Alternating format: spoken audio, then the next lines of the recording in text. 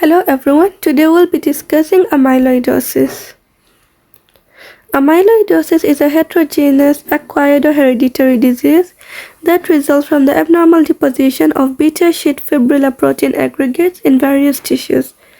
The disease can be localized or systemic with amyloid accumulating in the spleen, liver, kidney, blood vessels, and nerves. The most common causes of amyloidosis are the immunoglobulin light chain related amyloidosis. So the types of amyloidosis are the AL, ATTR amyloidosis, and reactive amyloidosis, which is AA, which commonly arises due to chronic inflammatory diseases like chronic infections and rheumatoid arthritis.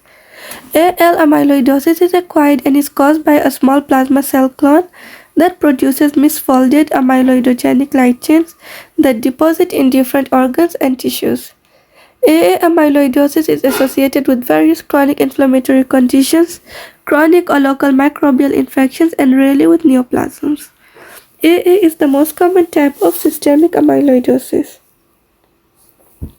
Pathophysiology. So 21 different proteins have been identified as amyloidogenic agents. So this happens when polypeptides adopt alternative misfolded states that makes them prone to aggregation. There are multiple processes by which misfolding of protein precursors occurs. The protein may be intrinsically likely to acquire a pathologic conformation with aging, as seen in patients with wild-type transthyretin senile systemic amyloidosis. As you can see, there is misfolding of the proteins that leads to the formation of amyloid fibrils, and they can accumulate in multiple organs, such as if they accumulate in the heart, that will lead to restrictive cardiomyopathy.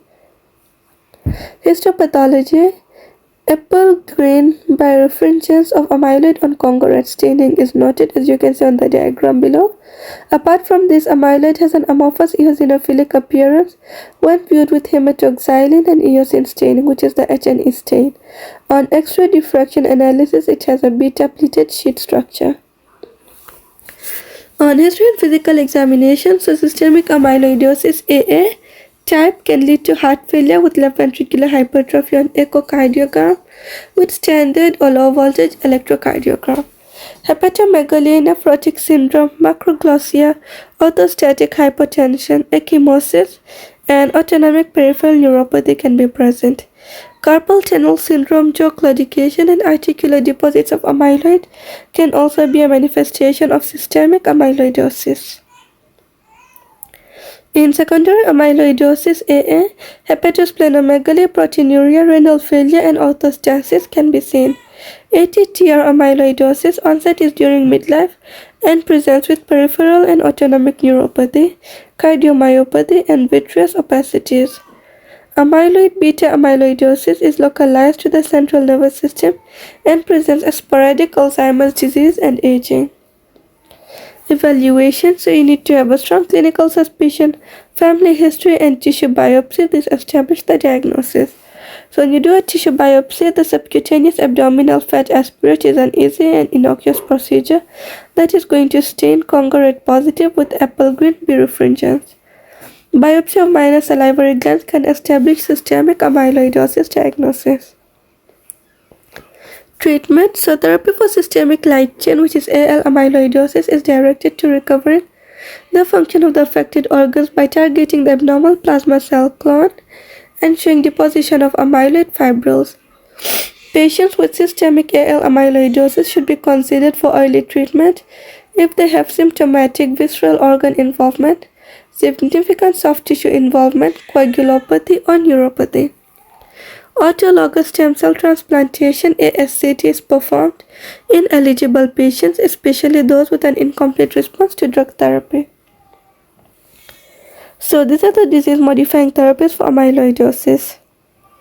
For AL amyloidosis, you can use the ASCT, which is the autologous stem cell transplantation, cyclophosphamide, bortezomib dexamethasone combination, bortezomib melphalan dexamethasone combination, daratumumab, cyclophosphamide, bortezomib dexamethasone combination, or bortezomib dexa, pomalidomide dexa, lenalidomide dexa. Then for the ATTR, you can use tafamidis, patisiran, inotersen, diflunisal, or liver transplant.